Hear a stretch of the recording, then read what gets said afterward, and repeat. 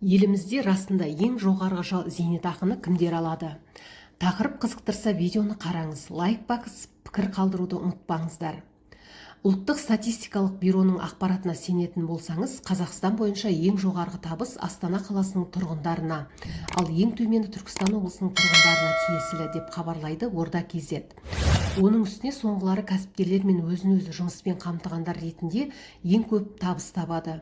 Белгілі болғандай, алматылықтар ең жоғарғы зейнетақы мен ең аз жәрдемақы алады. Қазақстан Республикасы стратегиялық жоспарлау және реформалар агенттігінің ұлттық статистика бюросы 2023 жылдың екінші тоқсанындағы қазақстандықтардың кірісі туралы ақпаратты жариялады. Ол 11.878 шаруашылықтың қаржылық жағдайын зерделеу арқылы алынды. Бұл нәтижелер облыстардың барлық тұрғындары, соның ішінде зейнеткерлер мен балалар арасында бөлінді. Зерттеу авторлары азаматтардың жұмыстан алатын табыстарын өзін-өзі жұмыспен қамтығандар да, жалданғандар да, әлеуметтік төлемдерді, зейнетақыларды, шәкіртақыларды, мүлікті жалға беруден түскен сомаларды, банктік салымдар бойынша сыйақыларды, сақтандыру жарналарын есептеген.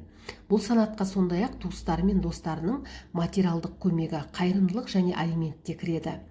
Мәселен, ең жоғарғы айлық табыс елорда тұрғындарына тиесілі 408.162 теңге, бірақ олардың жалақысы 314.000 теңгеден сәл артық.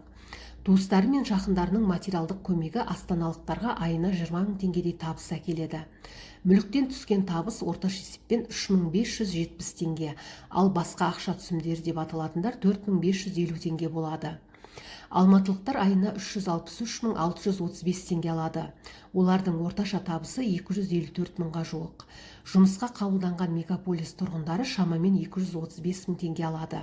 Алайда Алматыда 2.197.000 адам тұратын ескерсек, кәсіпкерлік қызметтен түскен жалпы табыс 18 мың теңге екен. Оның үстіне бұл соманың 6 мыңы жылжымайтын мүлікті жалға беруден түседі.